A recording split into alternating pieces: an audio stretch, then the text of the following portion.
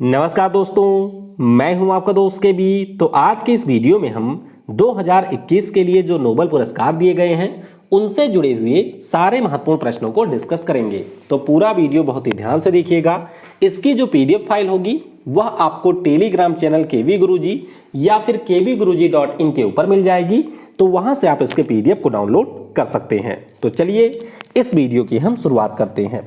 पहला प्रश्न है कि वर्ष 2021 के लिए साहित्य के क्षेत्र में जो नोबेल पुरस्कार दिया जाएगा उसके लिए किसके नाम की घोषणा की गई है।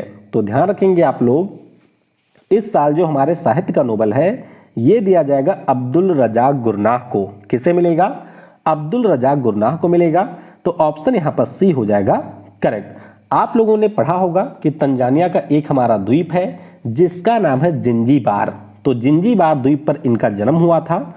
उसके बाद में ये एक रिफ्यूजी के रूप में चले गए थे यूके में। तो ये आपके यूके में ही पले बढ़े थे और उसके बाद में इनके द्वारा साहित्य के क्षेत्र में वहाँ पर काफ़ी ज़्यादा काम किया गया। तो ध्यान रखिएगा, इनका एक प्रसिद्ध उपन्यास है पैराडाइज, जिसके लिए 1994 में इनको बुकर प्राइज दिया गया था।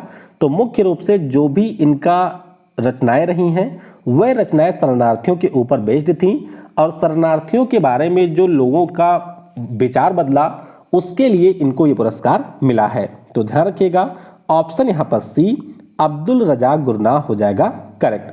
अच्छा, अगर हम लोग 2020 की बात करें तो लुइस ग्लुक को ये पुरस्कार मिला था इनकी सुरीली आवाज़ के लिए। पीटर हैंडके की बात करें तो इनको 2019 में मिला था और ओल्गा टोकार्चुक की बात करें तो इनको 2018 में साहित्य का नोबेल पुरस्कार दिया गया था। तो यहाँ पर ऑप्शन सी हो जाएगा करेक्ट।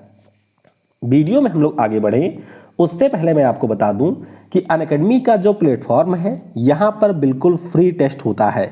हर संडे को दिन में 12 बजे एसएससी कैटेगरी में आपका कॉम्बैट होता है। तो अगर आप लोग यहाँ पर फ्री में सब्सक्रिप्शन या फिर किसी भी कोर्स के ऊपर मैक्सिमम डिस्काउंट जीतना चाहते हैं तो आपको इसमें ज़रूर शामिल होना चाहिए। ध्यान रखिएगा, ये जो टेस्ट होता है वह हिंदी और इंग्लिश दोनों भाषाओं में होता है।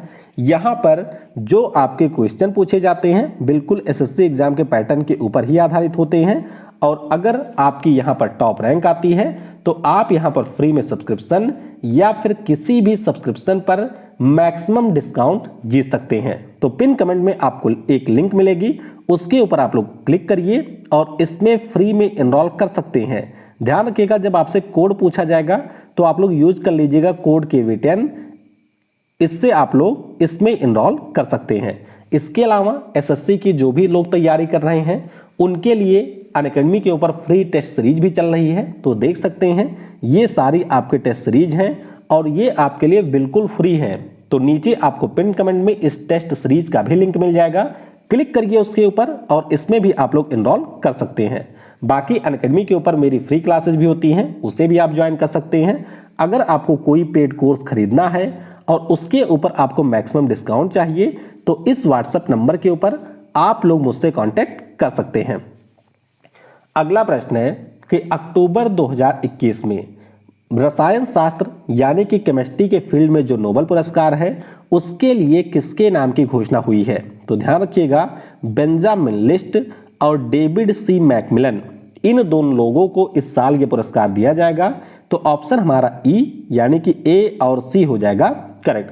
अब एक पॉइंट आपको ये ध्यान रखना है कि परीक्षाओं में कई बार नाम के साथ साथ आपसे ये भी पूछा जाता है कि किसके लिए इनको ये पुरस्कार दिया गया। तो ध्यान रखिएगा, इन दोनों ने एक नए प्रकार का कैटालिस्ट बनाया था जिसका नाम है एसिमेट्रिक ऑर्गेनो कैटालिसिस और इसी के लिए इन्हें ये पुरस्कार दिया जाएगा। तो Royal Swedish Academy of Sciences के द्वारा पुरस्कारों की घोषणा की जाती है। ब्रिटेन के हैं डेविड मैकमिलन और जर्मनी के हैं बेंजामिन लिस्ट, इनको इस साल केमिस्ट्री का नोबेल पुरस्कार मिलेगा। अच्छा, थोड़ा सा मैं आपको बता देता हूं कि क्या काम इन्होंने किया है। देखिए, आप लोगों ने पढ़ा होगा रासायनिक अपक्रियाओं के बारे में। तो कई बार क्या होता है कि जो हमारी रासायनिक अपक्रियाएं होती हैं इसमें हम कैटालिस्ट का यूज करते हैं। कैटालिस्ट क्या करता है, तो ये जो आपकी अपक्रिया की दर होती है उसको बढ़ा देता है। हालांकि कैटालिस्ट आप लोग जितना यूज करेंगे अपक्रिया के बाद में उतना ही आपको वापस मिल जाता है। फॉर एग्जाम्पल, अगर आपने पढ़ा हो कि वनस्पति तेल से वनस्पति घी कैसे बनाया जाता है तो वहां पर हम लोग एक कैटलिस्ट का यूज करते हैं। तो इससे पहले यानी कि इन दोनों वैज्ञानिकों के पहले जो हमारे पास में ज्ञात उत्प्रेरक थे उसमें से एक तो था धातु यानी कि मेटल का, जैसे आपका निकल हो गया, पैलेडियम हो गया, और आपके होते थे एंजाइम।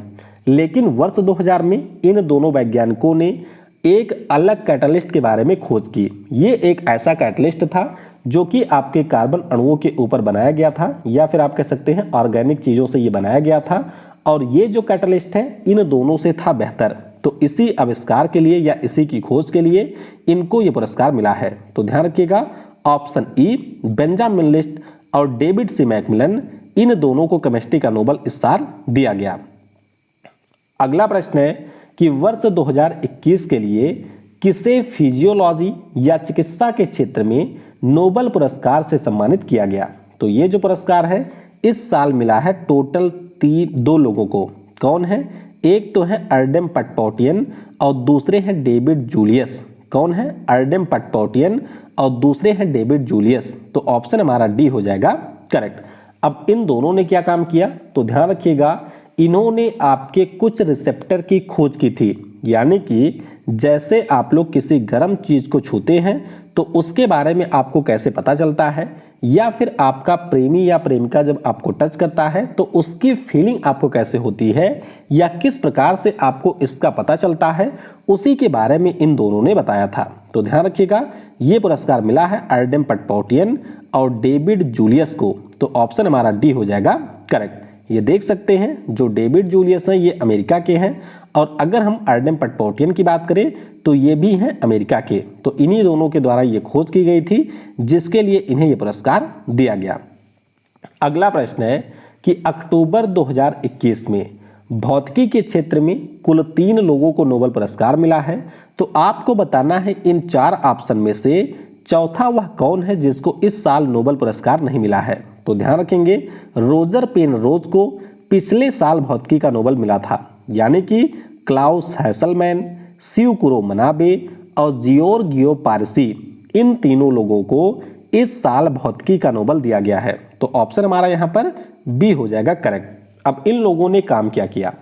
तो पहले तो आपको यही ध्यान रखना है कि जो संस्था आपके केमिस्ट्री में नोबेल विजेताओं की घोषणा करती है उसी संस्था के द्वारा यहाँ पर फिजिक्स के क्षेत्र में भी नोबेल पुरस्कार दिया जाता है। तो जर्मनी के हैं क्लाउस हैसलमैन और यूएसए के हैं सियुकुरो मनाबे। इन दोनों ने आपके पृथ्वी का जो यहाँ पर ग्लोबल वार्मिंग का इतिहास रहा है उसके बारे में काफ़ी ज़्यादा अध्ययन किया। इसके अलावा जो हमारे पृथ्वी की जलवायु है उसकी इन्होंने एक फिजिकल मॉडलिंग तैयार की और इसी के लिए इनको ये पुरस्कार दिया गया।